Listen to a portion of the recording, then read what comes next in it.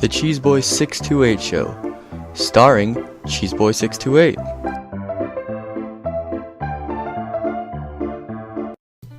Hey YouTube, what's going on? This is Cheeseboy628 here today giving you an RU tier Wi-Fi battle, and this is actually versus a YouTuber by the name of Tails Miles Per Hour, but I tried to find his channel to put the link in the description and I couldn't find it, so maybe his channel went down or something? Not sure, but I had this battle a while ago, and by a while ago I mean months ago, but it was a really good battle, so I thought I'd bring it to you guys today.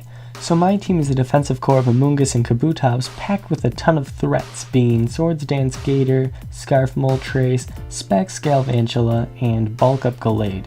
Now looking at my opponent's team, he has a ridiculously annoying core of Alomomola and Roselia. So I'm going to need the combination of Moltres and Galvantula plus some decent prediction in order to take down that core. From there I should be fine though, so let's see how this battle goes. So I start out with my Amoonguss just to see if I can spore something really quickly, and he actually starts with his Roselia.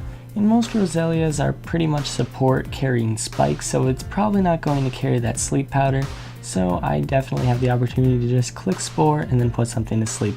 But he directly brings in his Entei, and at the time and even now, choice banded sleep talk Entei was definitely a problem. So I'm going to bring in Kabutops right away, and it turns out he does have the sleep talk. Fortunately, he hits the extreme speed here, so it's not going to do too much damage, and Flare Blitz won't really do too much either, seeing as I quad resist. But here I do have the opportunity to go for an attack, or really just to set up my rocks, and his potential spinner could be Hitmonchan, but I'm not really too worried about that.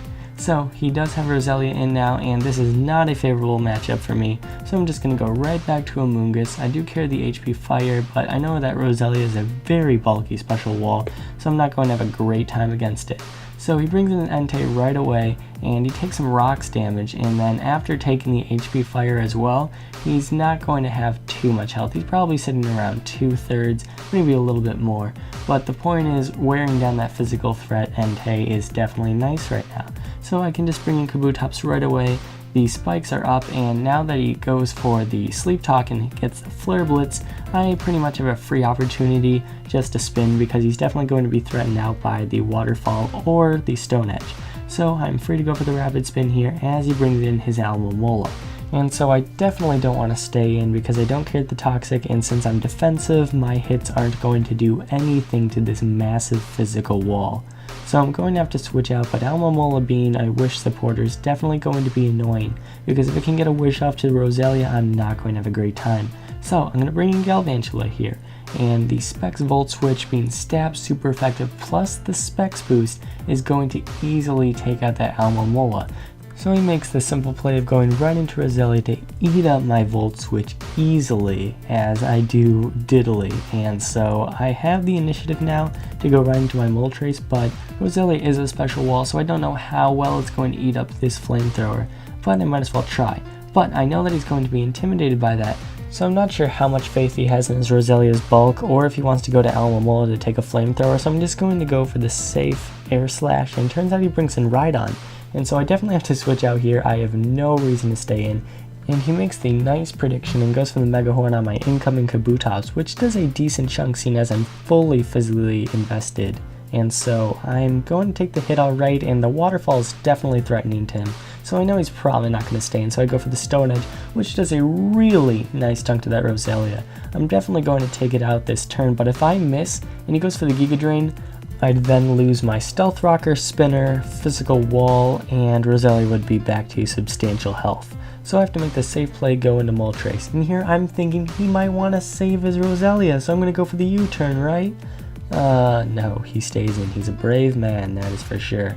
So he just goes for the spikes here, and I could go for the Volt Switch, I could just go for the Bug Buzz. I do choose to go for the Bug Buzz, just in case I don't have enough power to take out that Roselia otherwise.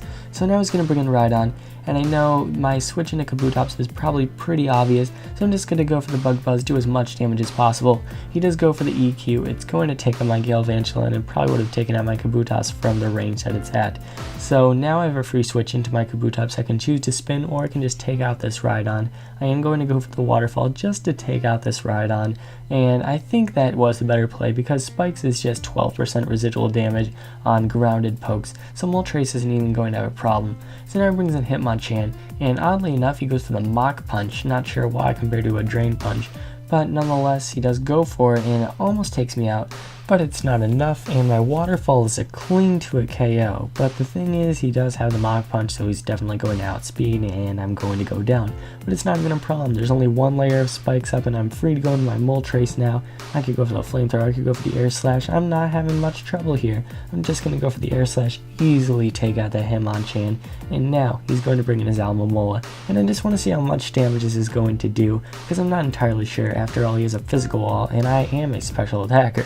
So I'm going to go for the Air Slash, actually flinch him, and from this range, it looks like it's potentially to a KO, but I'm not sure. So I'm going to go for it, and it turns out it lives in the smallest of red health, but he does flinch. And unfortunately, he's going to decide to forfeit here because Moltres can pretty much just clean up from here. So it was definitely a good game despite those hacks at the end, so sorry about that, Tails. But I hope you all still enjoyed. Thank you all for watching. Like, comment, sub, and until later, peace.